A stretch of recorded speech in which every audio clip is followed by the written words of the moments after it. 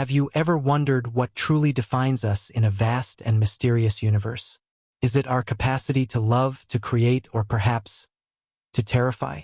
Imagine a cosmos where ancient and advanced civilizations coexist in a cosmic dance of technology and diplomacy. They know the laws of the universe, the protocols of contact, and the delicate lines that separate peace from chaos. But what if one day, a distress signal, emitted from the depths of a stellar void, broke all the rules? And what if the response to that call was not the expected relief, but rather the arrival of something so incomprehensible, so alien in its essence, that it would plunge an entire galaxy into a horror that could never have been predicted? Prepare to embark on a journey where humanity is seen not as a savior, but as the materialization of a nightmare. A nightmare that didn't come to destroy, but to subvert every expectation and every protocol. Curious to know what would happen if our singularity became the greatest fear of the universe? Then, like this video, share it with your friends who love a good science fiction story.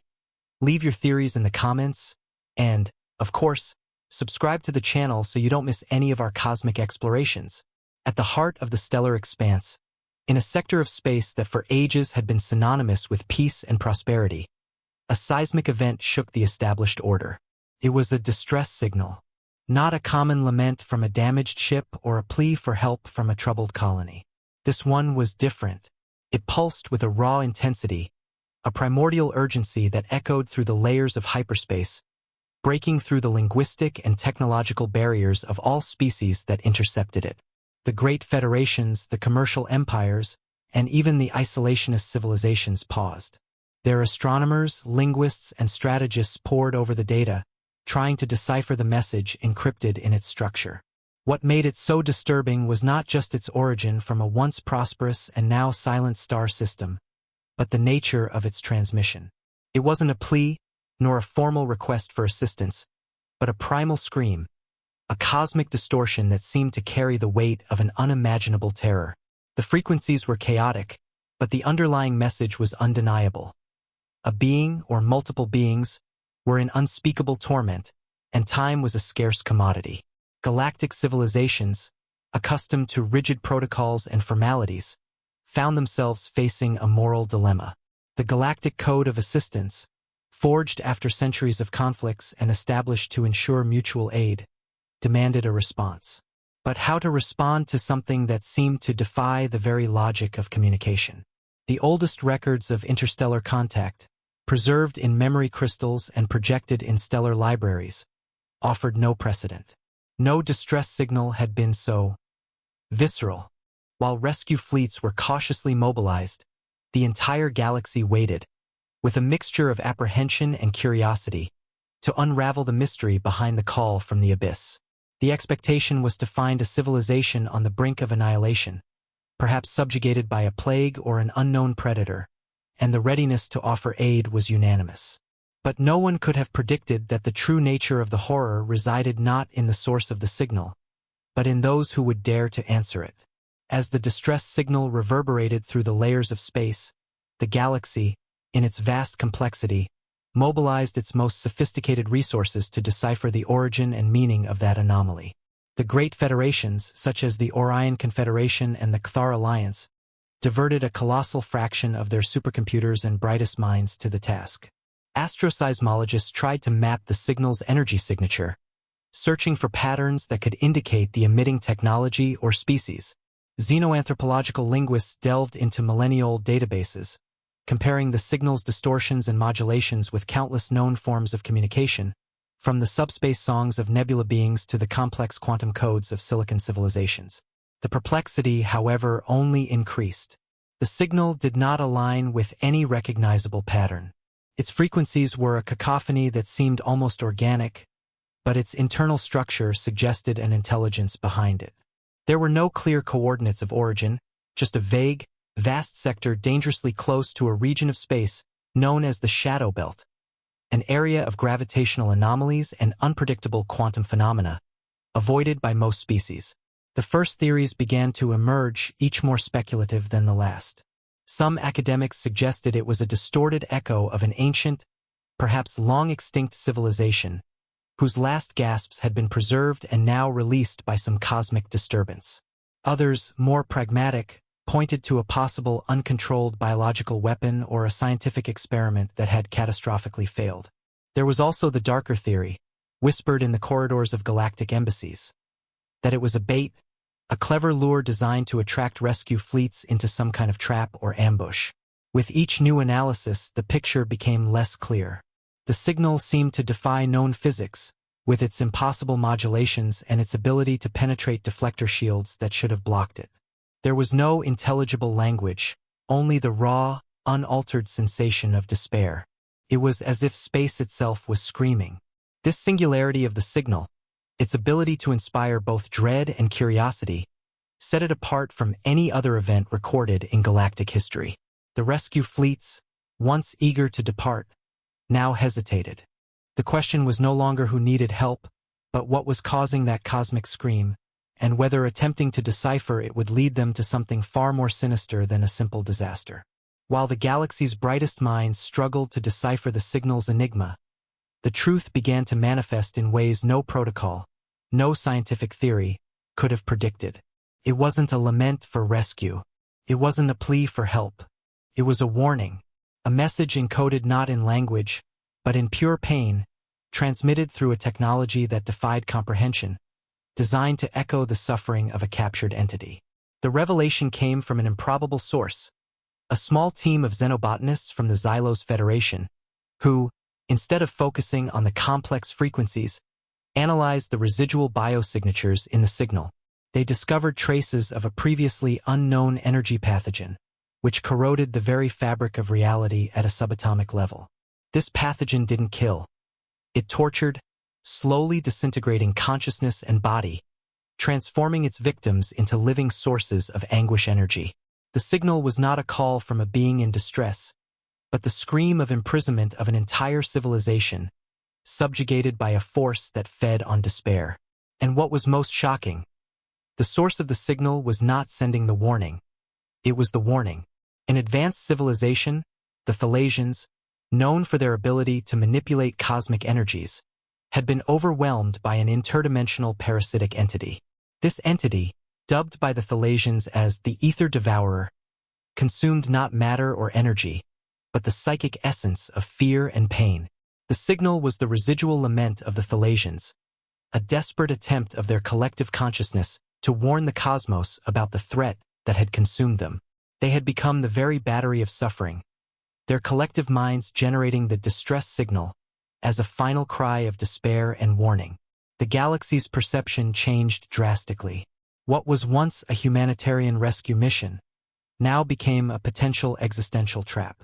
The rescue fleets, which had previously advanced with caution, stopped completely. The pain permeating the signal was not an artifice, but the raw truth of incessant agony. What to do now? Sending aid would mean confronting an entity that fed on suffering, a threat that could spread throughout the galaxy if not contained. The unexpected revelation of the Ether Devourer transformed compassion into terror, and the desire to save into an urgent need to protect themselves from a threat they did not even comprehend. The revelation that the signal was not a plea for help, but the lament of a civilization being consumed, cast a chilling shadow over the galaxy. It wasn't a system failure, nor a natural disaster. It was a trap, a cosmic web woven with the anguish of the Thalassians, designed by the Ether Devourer to lure the unwary into its dominion, transforming them into new batteries of suffering. The parasitic entity had no physical body in the conventional sense. It was an energy consciousness, a psychic plague that manifested as a distortion in the fabric of space-time, capable of attaching itself to any sentient life form and draining its emotional vitality. The Devourer's method was subtle and insidious. It did not seek annihilation, for an annihilated civilization would no longer produce the nutrition it craved. Instead, it subjugated, imprisoned, and cultivated terror. The Thalassians' distress signal, once a desperate cry, was now seen as the perfect bait, an irresistible call to compassion, a promise of glory for any fleet that dared to save the oppressed. The Thalassian star system, once vibrant and full of life, had become a psychic slaughterhouse, a cultivation ground where pain was harvested and hope, extinguished. The major galactic powers, such as the majestic Voltorians and the pragmatic Cygnans, re-evaluated their strategies. Their rescue fleets, which had been advancing, now retreated, forming a quarantine perimeter. The fear was not of an enemy that could be fought with weapons, but of something that infiltrated the mind itself, draining sanity even before touching the body. The Ether Devourer proved to be an unprecedented existential threat. If a fleet entered the Thalasian system, they would not only be trapped and subjugated, but their own emotions would be amplified and used against them, further feeding the entity. The galaxy was paralyzed by terror and indecision. Who would send their brave ones into such a horrific trap? What kind of malevolent intelligence would conceive something so cruel and effective? The stellar trap was not made of force fields or gravitational snares, but of the emotional fragility of sentient beings and their innate instinct to help. It was a display of mastery in manipulation, proof that the greatest weapon of a threat is not its brute force, but its ability to exploit the greatest virtues of its victims. The silence that followed the recognition of the trap was more terrifying than any noisy battle, for it revealed the vulnerability of the entire galaxy to a predator that fed on its own fear.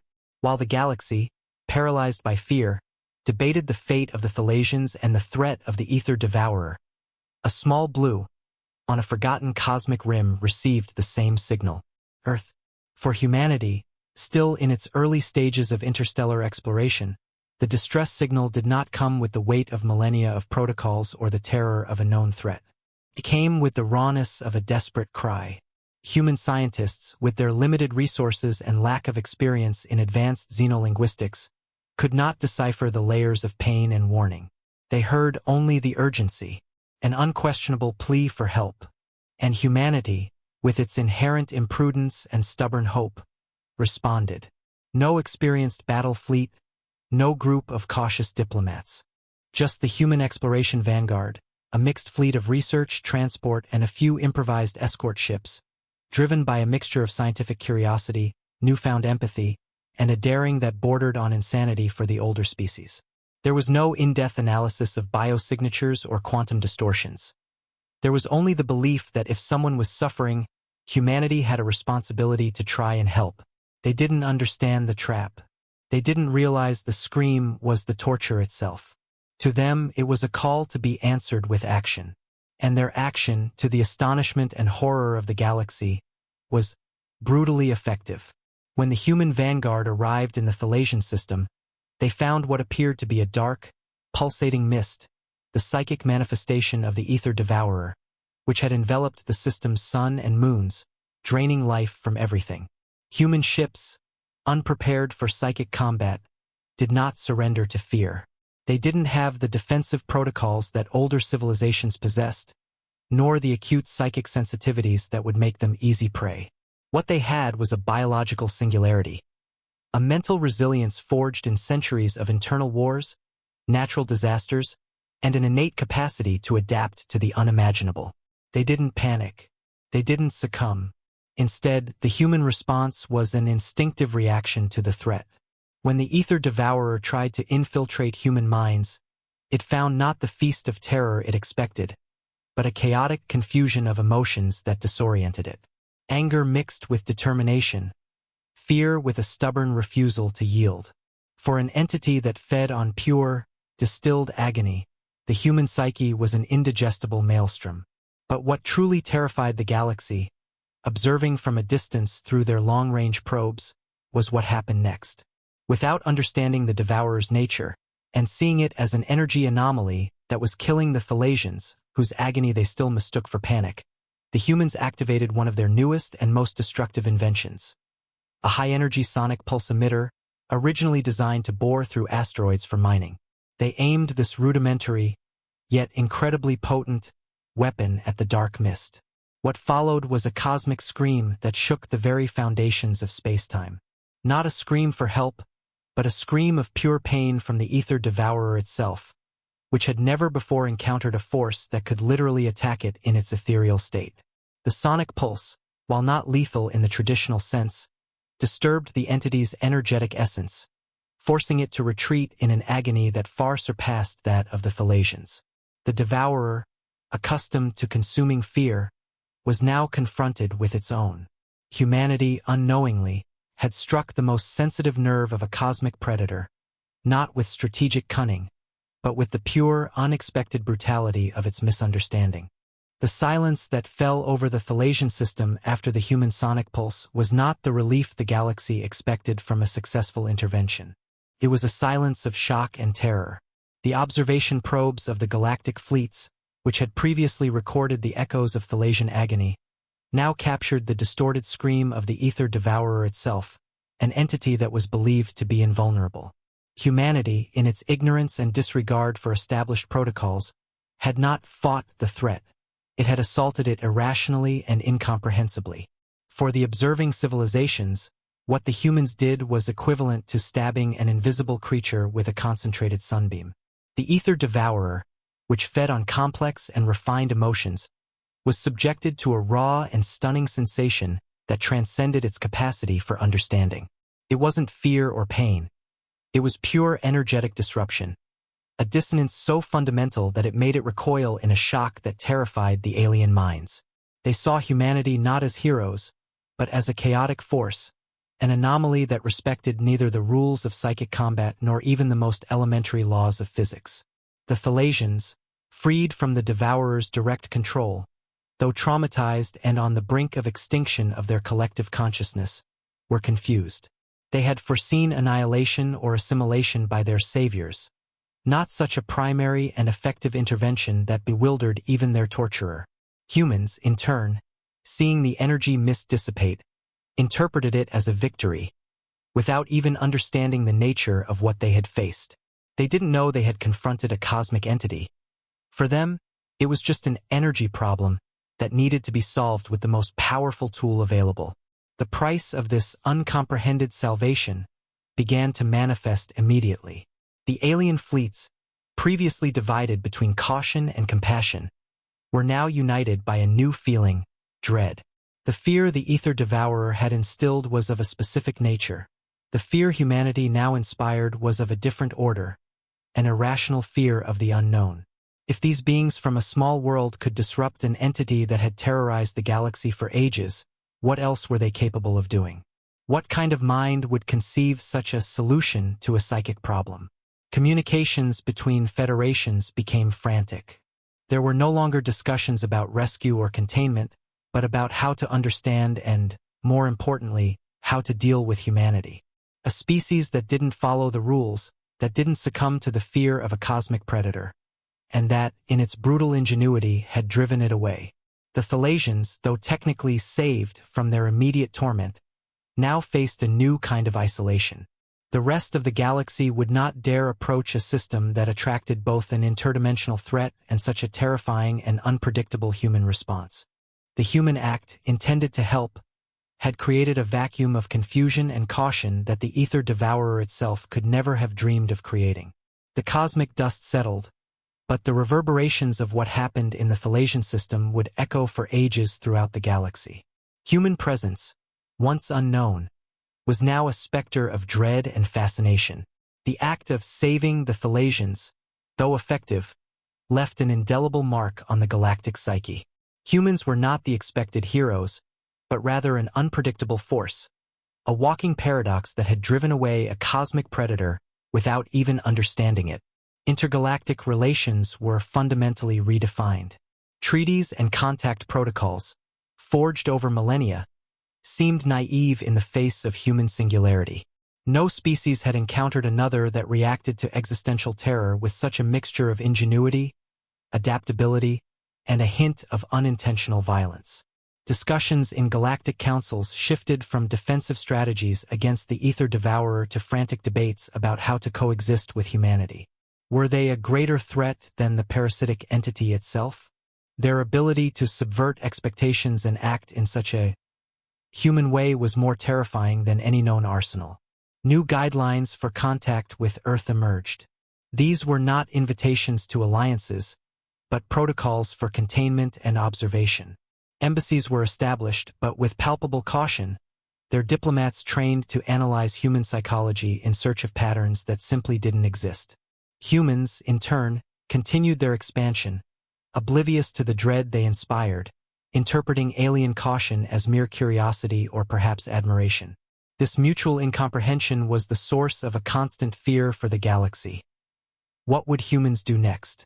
What would be the next brutally effective solution they would bring to a problem that the rest of the universe would approach with centuries of theory and complexity? The Ether Devourer, though wounded, was not destroyed. It retreated to the shadows of the Shadow Belt, marked by a pain it had never before experienced. For the entity, humanity was not prey or an enemy. It was poison, a psychic distortion that made feeding impossible and painful.